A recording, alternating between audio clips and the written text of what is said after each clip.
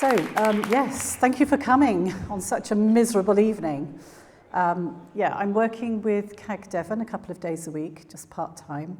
CAG is Community Action Groups. So Community Action Groups provides lots of services for community groups, like Green Ilminster. Actually, Green Ilminster are part of CAG Somerset. But I'm working for the last few months. I just joined normally for 2 months for the end of a contract.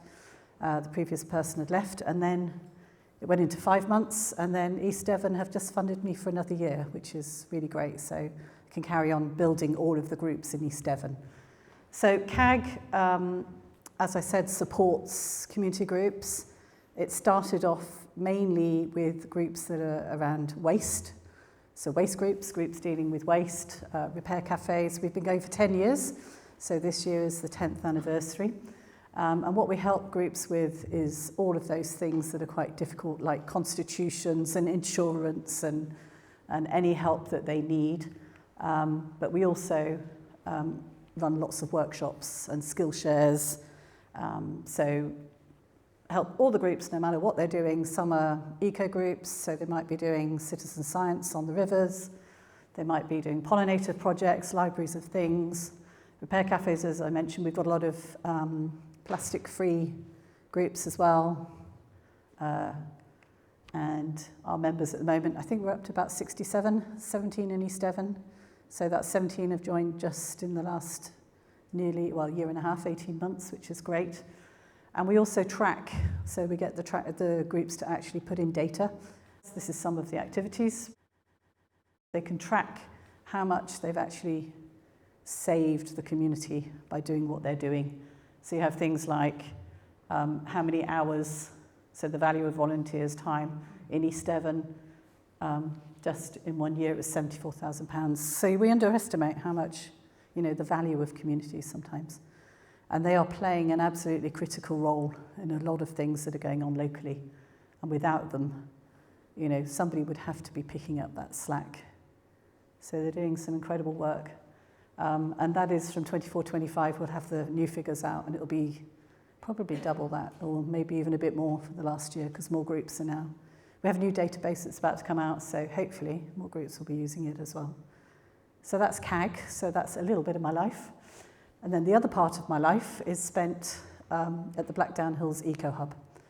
So the Blackdown Hills Eco Hub is in Coombe Rowley, just close to Honiton. And I set this up about 5 years ago. At the time, I was doing some work with the climate emergency centres across the UK. They had an article in The Guardian and suddenly were inundated with people who wanted to set up climate emergency centres all across the country. So I was helping them a little bit online. And there was no rural climate emergency centre. They were all in cities or in town centres. And I said, well, why don't we have a land-based one? And so that's how I started. And then the Eco Hub became a member of CAG because I've done it underneath the Blackdown Hills Transition Group. So we have the Blackdown Hills Transition Group, we have the Blackdown Hills Eco Hub, and we have the Blackdown Hills Repair Cafe and Apple Days. So we're doing quite a lot of activities across the Blackdown Hills. So I'm based, as I said, at Trim Plants, which is on a nursery, so it's a wholesale nursery. About 5-6 years ago, Terry, who runs Trim Plants, started to get really poor green composts. So plants that he's selling, because he's at the very first stage of growth, so the cuttings, and then he's selling very small plants off wholesale, was noticing that they were having they looked really healthy on top, really green, good growth, but very fine tap roots. So you couldn't sell them like that. The rooting system was just not good enough. So he'd heard something about BioChar, and at the same time I was looking around the Blackdown Hills and seeing all the farmers just gathering up all the hedgerows that they were cutting quite regularly into the centre of the field and burning the lot. And I'm like, hang on, there must be a better use of all of this wood than just burning it. So we went along to, we found out that there was a local company, Exeter Charcoal, who make retorts. We discovered that there was their prototype retort, which was just sat in a field at the Donkey Sanctuary. So asked them, is anybody using that? There were charcoal makers who had been using it, but they were no longer using it. And he said, well, if you could get the retort back to the nursery, you can have it. But why did we look at biochar? Well, one of the reasons is we have really big challenges with our soils across the earth. No matter which country you're in, there's a real problem with soils. They're losing nutrients, the kind of farming methods that were being used, we've put too many chemicals on the soil, we're reducing the nutrient value, the top 6 inches is getting destroyed either through deforestation. There's so many things that are happening that is just ruining the soil. And what we forget about is we keep on looking around or up, we forget to look down. And 90% of all of the world's fungi and 85% of plants, more than 50% of bacteria are all found in soil. And yet we don't really think about it that often. And these are some of the photos that I took at the soil exhibition. They did a really lovely soil exhibition at Somerset House last year with some beautiful photography of mycelium networks and just looking at how many species are in the soil. And it's estimated there's over 10 billion. And we know so little about most of them. And it's only recently that we're starting to discover, because we've got electron microscopes now, so we can actually see these things.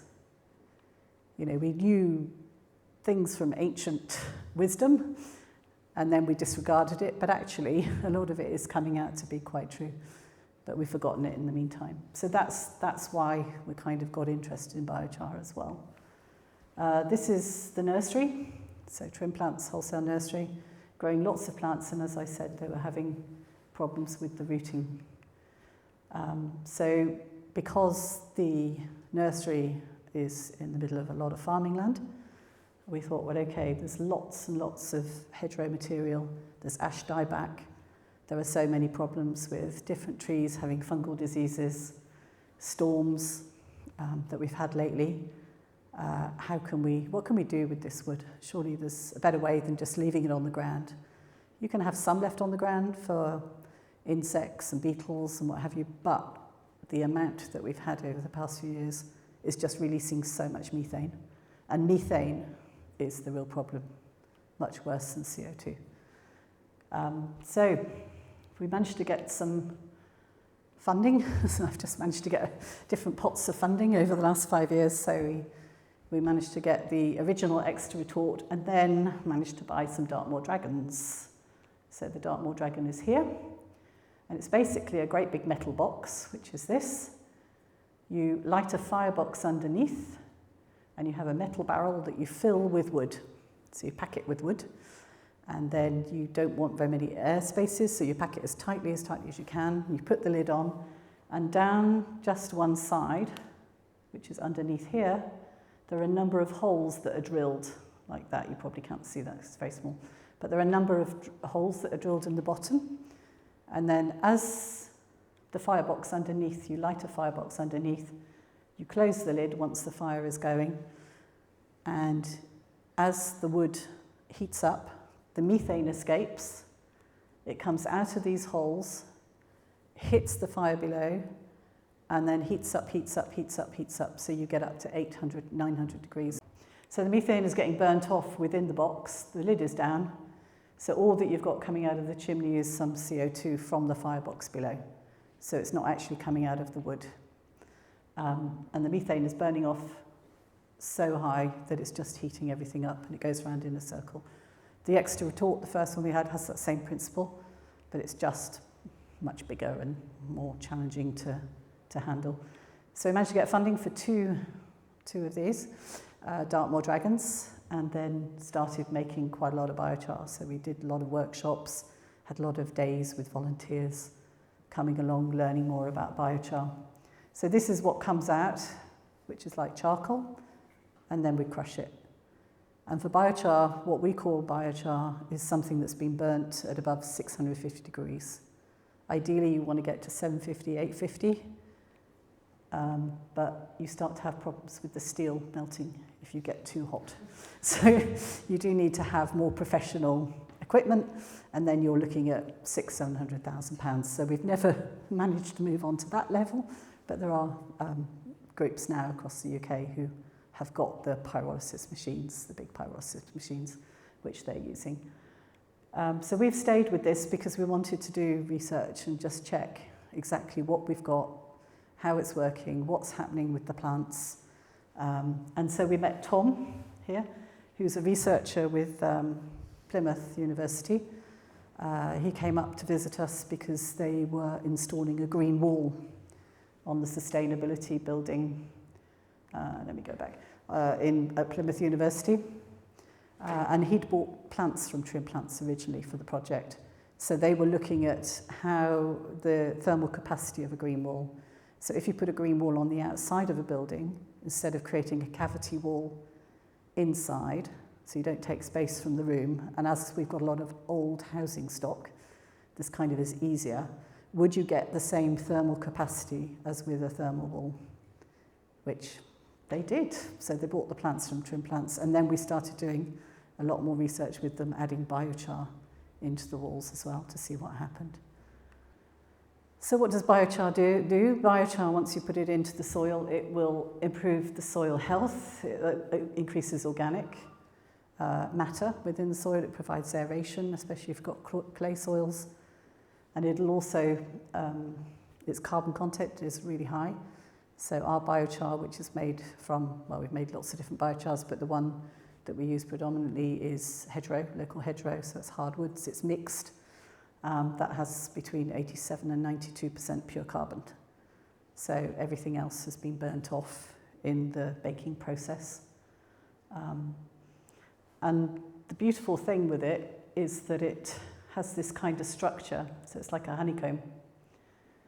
And that is providing a really good habitat for microbes. And in that top layer of soil, the thing that has totally been destroyed by chemicals, digging, ploughing, is this microbial layer. And the microbes can actually hide inside of here and not get predated. So they use the kind of structure of the biochar as like a massive apartment block, if you like. But it's stopping them from being predated. So biochar has been used in lots of different ways. It's been used in soil for aerating. It will increase the microbe activity. In agriculture, we've been using it. We've been mixing it with slurry to see what happens. And if you have enough of it, it will actually hold all the methane. So you mix it in and it will stop the methane bubbling. It actually absorbs it. They use them in chicken houses. They use it in chicken houses, in bedding. And it will absorb the gases in chicken houses. It's also included in building materials like hemp bricks. They're making quite a lot of biochar out of hemp now. Can also be used in animal bedding. We have calves in the neighbouring farm that really love to eat it as well. So it must be doing something. It was included in some animal feed. There's a couple of research projects, one in Yorkshire, one in Dorset, and it actually reduced the methane from the cow by having the biochar in their stomach. It's a bit like us, you know, if you take any kind of overdose and you're in hospital, you have charcoal, which will absorb the overdose. So it's the same kind of principle, really. So this is another picture. This is a project we did with Plymouth University. We're really lucky to have the use of their electron microscopes for one of the projects, and we managed to get some fantastic pictures. This is kind of a bladed texture, probably because of the way that we're breaking it. So we're smashing it up when it comes out. Here you can see the real honeycomb structure. This is a microorganism, which we're not quite sure what it was, but unidentified. But what was amazing was this was a trial we did at the nursery, we created like 650 pots with 3 different species and 2 different types of that species in each pot. So it was just the cuttings, really early growth. Put them into plastic pots, so not in contact with any soil, just with the biochar in the pot. And within 6 weeks, you had these hyphae networks. You had fungal networks, you had these microbes, and even a worm egg right in the middle of this plastic pot, which was up on top of a table. So that is a lot quicker with the biochar than what you'd have without the biochar. because of the habitat. And this was a really nice machine that we had at Plymouth, which gave us the colour kind of electron microscope version. And the red is carbon. So all of this red is carbon. The yellow is silica. And then there were a lot of other things like phosphates, nitrates. There was magnesium. There were all kinds of different minerals and nutrients that were actually attached to the carbon of the biochar. So biochar has a negative ion, so anything positive will just attach to it. So if you put biochar in water, water will just be adsorbed into it. If you put it in the garden, just like that, it will take all the nutrients from all around it. And if you put it into somewhere you've had some kind of spillage, like we have sold some to an environment company who had a big diesel spillage on a farm, you put the biochar in, it will absorb all of the diesel, and then you can take it away and use it or do something else with it, burn it. So this is the Plymouth University green wall. So here you have the little modules, as I mentioned. This is when we first started planting it. And then the whole wall here is full of modules. And what they had was all kinds of sophisticated monitoring of all the different areas, looking at the health of the plants, looking at the resilience of the plants, looking at how much they needed feeding, how much they needed watering, and said they'd done quite a few tests prior to having the biochar. And then we put randomized biochar in different pockets, in different quarters. In ours, down at the Eco Hub, we did different percentages of biochar, different species of plant, and all different randomized pockets, just to see what happened. And actually the growth in the biochar ones, the plants were much more resilient and needed less watering. And there is a new research that's just been published, actually, in BioChar by some of the students that worked on one of the later projects with us, looking at the thermal capacity once biochar was added into the wall, and it went up by about 4 or 5%, I think. So it's even better than just the green wall once you put the biochar in. Now, is that because there's air pockets in the biochar? Is it because it's holding more water? We're not quite sure. Is it the actual carbon itself, the material? But it's increased the thermal capacity. So that was the first wall we did, and then we've done another one down the side of the building next to it now, which is more like a Devon hedge. So we've got things like ferns and wildflowers in that kind of wall, and so they've done other experiments and trials on that wall since. This was one of the early trials that I did in 2022. Decided, okay, we've got this biochar, I'm going to plant a whole load of different vegetables, so I did about 60 different pots, just small pots, early growth again, and just compared 10% biochar, 30% biochar in the pots, and also in the ground afterwards in some areas, and different plants, so did lettuce and radish and beans and peas and courgettes, and the lettuce was really striking. This is 10%, this is 30%, this is just compost. And I also put just biochar at the root, which was also the same size. So there's a massive difference between 10% biochar and compost or 30%. So more is not necessarily better. Although it might be better in some of the research we looked at with trees and tree whips. It will reduce the shock that tree whips have when you put them into the ground. And because it's a slower growing plant, that might actually need a higher percentage. This was radish. This is a normal size radish. This radish was about this size. And I thought it was going to be incredibly woody. So this is in my mum's raised beds. She was very sceptical because she's always gardened in a very traditional way. And so I said, well, just try one row with and one row without. And there was this huge radish, and I thought, okay, it's maybe going to be quite dry and woody. No, tasted really exactly like the small radish.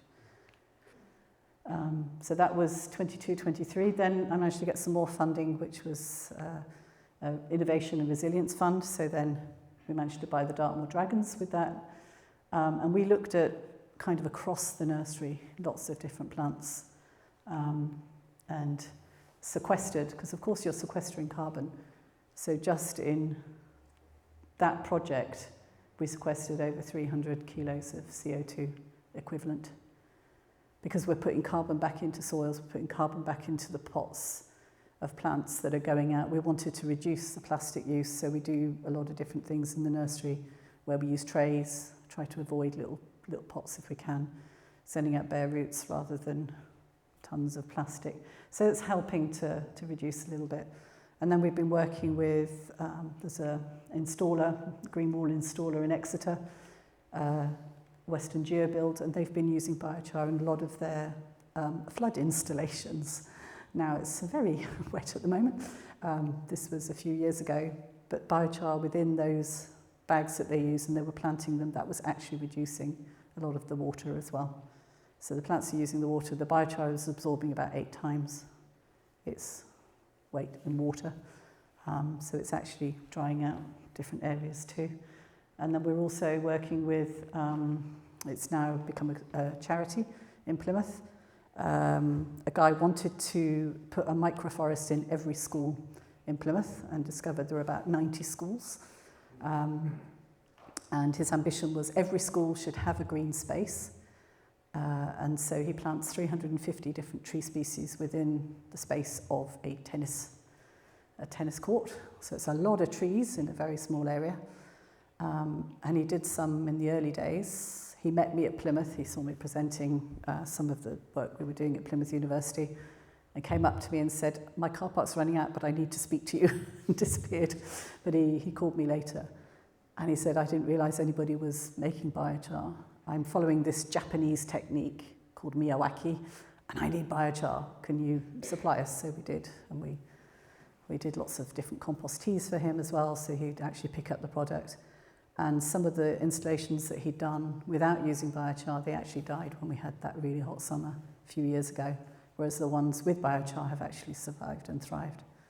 So he uses biochar in everything he's doing now. This is some of we have a vegetable garden down at the Eco Hub. We've created a community garden in April 23, so we've been going, this will be our 3rd year. So we've been growing lots of different vegetables, and we're just doing loads of different trials with all the vegetables in different areas, looking at the growth. And we donate to all the food larders, so this is charred food larder. We do a few village fetes and things where we sell it really cheaply, because for us it's about encouraging people to eat healthy food. Some of the research I'd like to look at really is how having vegetables that have been grown with this intense kind of microbial activity at their roots, which it is, which we've seen through the research, and how that actually affects us and our microbiome. It's different, but there could be links, because we think we've had some research done on the actual leaf, and it looks like it might be actually a bit more nutritive, or for grass, for cows, it might have more sugars. So there's some interesting research to be done, but I've not managed to do that yet. It's all about funding. It's very expensive to do a lot of this research. This was another project we did with Plymouth University, growing in small spaces. That was the 9-centimetre pot. And you can just see how thick these roots get with the biochar. You get these massively thick roots. So that was us planting up these tiny little cuttings, and within just a few weeks, you had this thick root growth. When you're using biochar, you need to inoculate it before you put it in the soil, so we make compost teas, and you soak the biochar in the compost tea, so it absorbs all of the minerals, the nutrients. You can put rock dust, we put seaweed, you get the microbes multiplying by using some soil or worm castings. We use all kinds of different things, and then bubble it up for 2 days in a big vat with a very simple fish pump. So you get these bubbles going. It's like a big tea bag that hangs in the middle. We add in molasses, and once you have some sugar in there, the microbes start to grow more and more and more. And in this project, we looked at several different 20% biochar. We did it with the trim plants compost tea. I also used some goop, which is something that soil smiths make.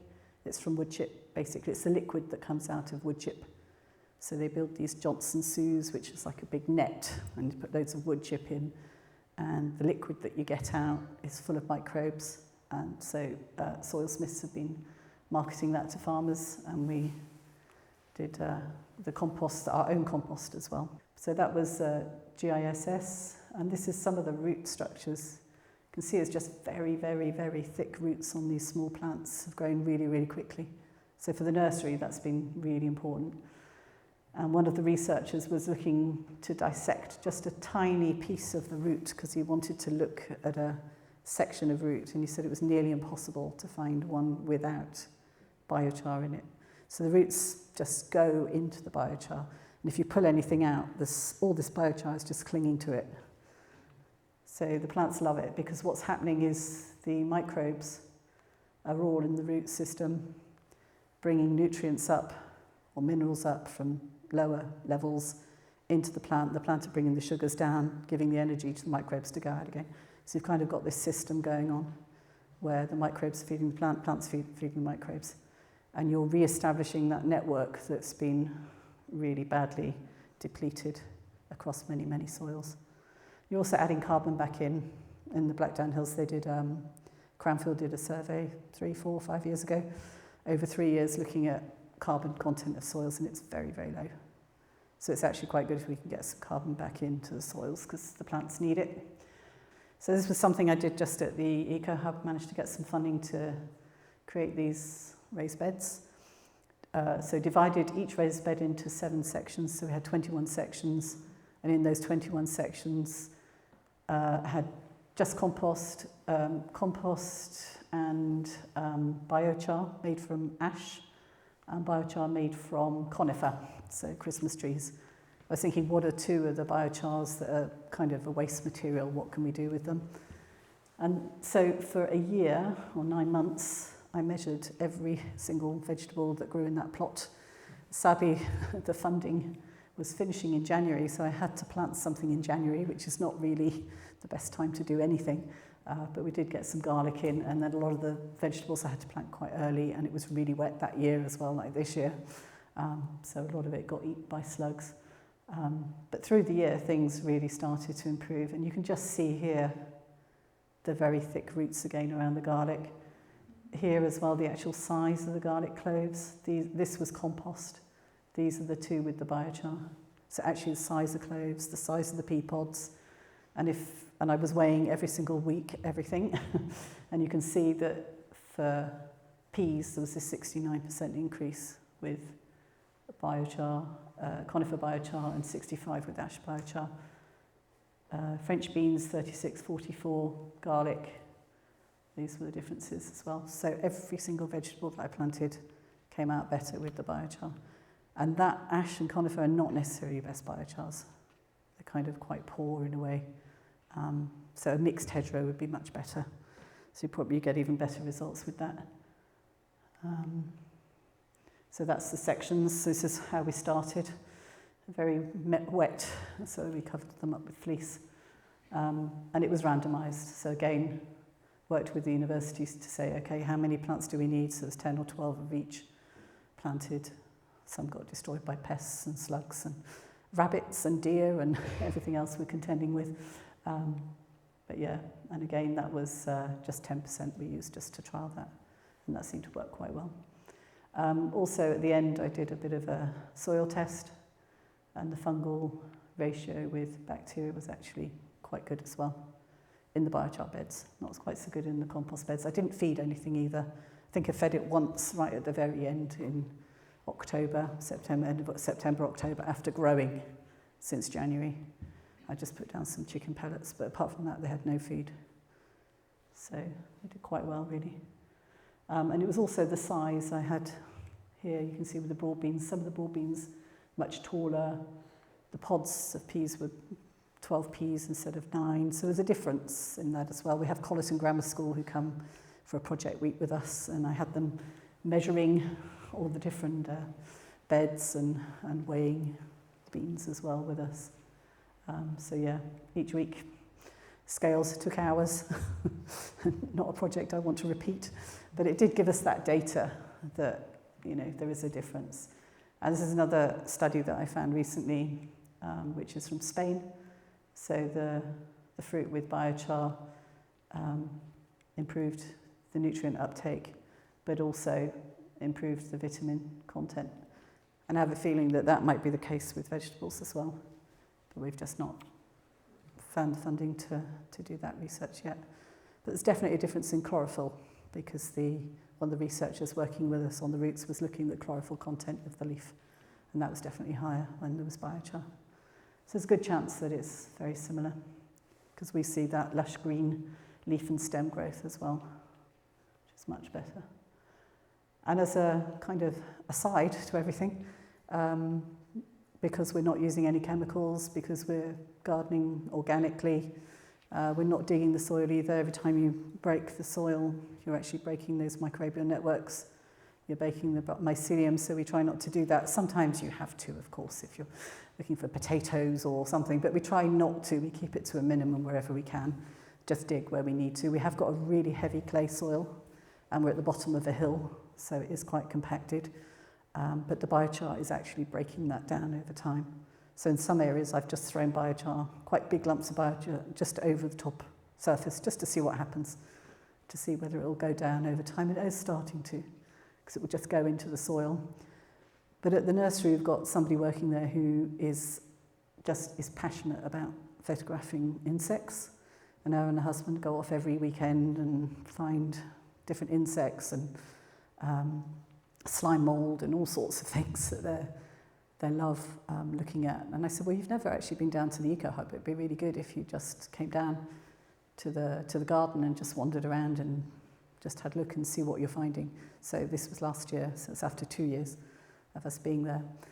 And they found different insects that they haven't seen all year. Suddenly they were there.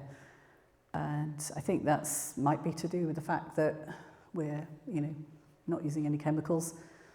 These ones aren't the rare ones, but, they were finding things that they've not found anywhere. So that's just as a why kind of thing that I think we aren't doing everything perfectly. We're leaving the edges very wild as well, because we're only a small group. And, volunteers come and go, so you're always struggling to keep things going. But a couple of years, last year as well, the year before, we got some funding to do an e-learning program. So we've also put together an e-learning program, which we've been running workshops across the Blackdown Hills and across Devon and a bit in Somerset as well, looking at healthy soils, deep-rooting plants, why they're important. People tend to think weeds shouldn't be seen, but a lot of them are actually breaking down the soils for you, especially dandelions. And dock leaves are particularly good at bringing those minerals and nutrients up from lower levels.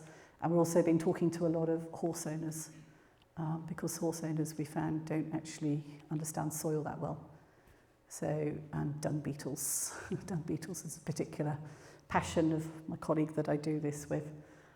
So we've been talking to a lot of farmers groups and just looking at how they've laid out their lands. So we get toy farms out, and we look at where they've got their manure heaps, where they've got their farm, where they've got compacted soil, where they've got their animals. Are they moving them around? Because if you move animals around, of course, and let the land recover, go back to some wild meadows, then it's much better for the soil. You're going to get water going into that soil instead of just running off. So that's the program that we've done online and that we're doing with different people. This is a really nice workshop that was done within, I'm part of this group called Mycelium Network, which was set up by some guys in Brighton. And this was a really nice little YouTube video that was done, just linking all of the, the bacteria and the fungi together with the nematodes, and then, the whole kind of system. So it's a whole system that depends on one another for survival. And once this link here is broken with this bacteria or the microbes, then you're just wiping out a whole food chain. So it's really important to keep it all in balance. This last year, we managed to get some funding for, in 2024, the first funding for our prototype kiln. And this is the one that we're using for the brash. So it's an open kiln, so it's much bigger. You can just load everything into it. And the idea is that we take that out to the farmer's field. instead of trying to get them to bring material to us, we'll actually take that out to the farmer's field. We've done quite a few burns for the last year with woodland and places like the Mare and Foal Sanctuary down in Totnes. They have their dung heap on top of a hill, and all the water is running straight down into the stream.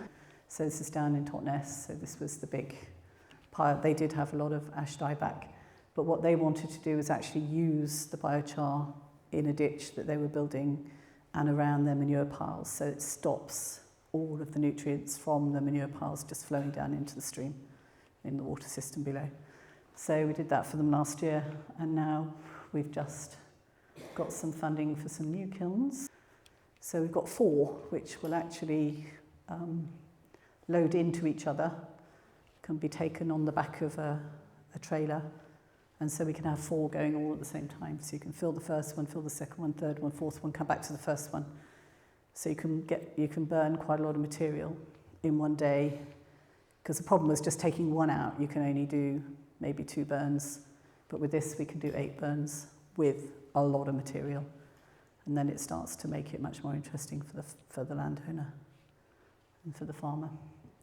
So that's where we are now. We're just going to trial these over the next few months because we'd like to get bigger quantities going and farmers using it actually on their land to stop some of the runoff, because we've got a massive issue now with runoff and river pollution.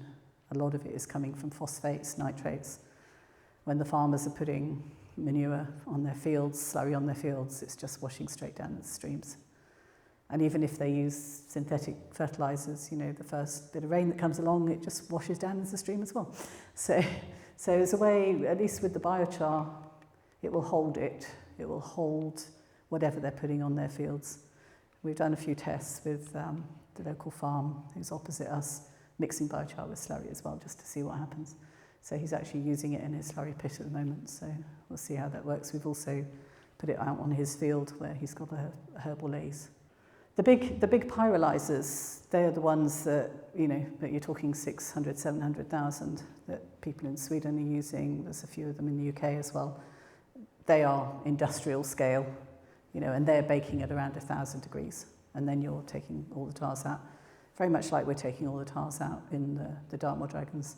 These will be potentially more tar in the wood, but we've not actually tested this biochar yet. Every time you test biochar, it's £500, so I have to get quite a lot of funding to do proper biochar testing, which is a community group. You know, we're a community group, we're not a business, so, you know, that's not always very easy to do. But at least if farmers are using this on their land, it's going to stop. It's going to help the soil. And that's the idea. It's going to aerate the soil, it's opening up the soil, and it's holding some of those nutrients. A few years ago, I was involved in I participated in a stormwater online series of programs with stormwater experts from the US. And they were also experts in biochar, so they've done about 15 years of research into different biochars and how they actually work with PFAS, which is a massive issue that I'm really interested in at the moment, because we don't know how much PFAS is in our rivers, but there is definitely PFAS in our rivers. PFAS are some of the forever chemicals that just stay, and the water companies are not able to deal with them because they don't have the right equipment. But what's interesting is biochar actually absorbs PFAS. So if you have biochar in a stream where you've got PFAS and you can absorb PFAS. And what was even more exciting for me is that if you dry that out and then rechar it, so put it back in a Dartmoor Dragon, for instance, and burn it again at 350 degrees, the PFAS molecule actually breaks down. So you've got rid of it forever, and you can just use that biochar then to grow food or whatever. In the US, it's a massive problem. PFAS is getting into drinking water, causing 7 or 8 different cancers. And at the moment in the UK, they're not even testing. I tried to do a project. I had the funding to do the project last January, so a year ago. I had the funding to do it. And we were looking for permission from the Environment Agency to give permission to put some biochar in bags. So the biochar is held in a bag in 2 streams, 2 ditches, which are close to the stock car stadium at Smeeth Hart, because we thought it was probably PFAS coming off of that into farmland, just to see what was there. Couldn't get permission to do it, which, you know, the water companies aren't sorting it out. Had many, many discussions, still waiting. But in the discussions that I had with these guys, the guy setting it up was the guy who worked with Erin Brockovich. He was the guy who was leading this webinar. So he's got a long-standing history of pollution and rivers and fighting. But they also had several universities who've done 15, 20 years of research on biochar, and the best, most effective biochar for absorbing PFAS was actually cow dung. And you're thinking, we've got so much of that around, you know, it would just be so easy to make biochar from the manure. And then that is absorbing the PFAS, and then it can be broken down by pyrolyzing it again. So that's something I still want to do, to try and help with all of this runoff that's coming from all over the place. In the US now, around every fire station, they have like these sausages with biochar in them to stop the PFAS running from the fire stations, around lots of stormwater drains as well. Near any air conditioning units, they have them. So we have looked at, you know, creating kind of little sausage bag things to put around different areas to try and absorb the biochar. This was a little quick test I did just in our little stream. Managed to get a little bit of funding, which basically paid for the lab. Didn't pay for anything else.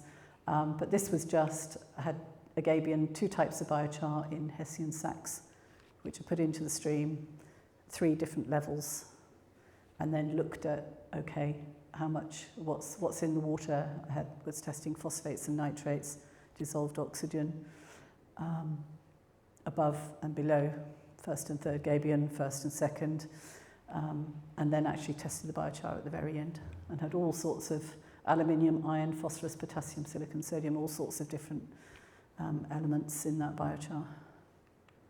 So this is what we're trying to do now, it's just about converting a lot of this material, because there's an awful lot of it around, and using it back on the fields. And if we have 8,000 litres of biochar, that will basically sequester 6.6 tonnes of CO2e. So it's also about sequestering the carbon back into the soil. And as we're looking at, you know, they are using biochar for potholes actually in Suffolk, or Surrey, one of them, because it's inertite, so it doesn't break down. So it will just go deeper and deeper and deeper into the soil, but it won't actually break. And this is pictures from what we're doing at the Eco Hub. We get food involved in most of what we're doing, and what we're growing. And those are some of the organisations that we're working with. We've been asked to join. They want to set up kind of a UK biochar association. Well, they've got the association through EBRI, which was through Aston University. So we've been part of that for the last 6 years. But they want to set up kind of a quality association with biochar makers across the UK. So be involved in that. And what I've also created is a Padlet. So on the back of Trimplant's website, there's a page about biochar, and if you click through, I've put all the research articles that I gathered when we first started, and I've added a few more in since, so if you're interested, there's videos. And this is a really fantastic guy in Sweden, a farmer in Sweden who has a fantastic, huge pyrolysis machine making tons and tons and tons, and actually getting carbon credits for a fashion company, a high fashion company, so they're paying him to do it. I'm happy to have questions.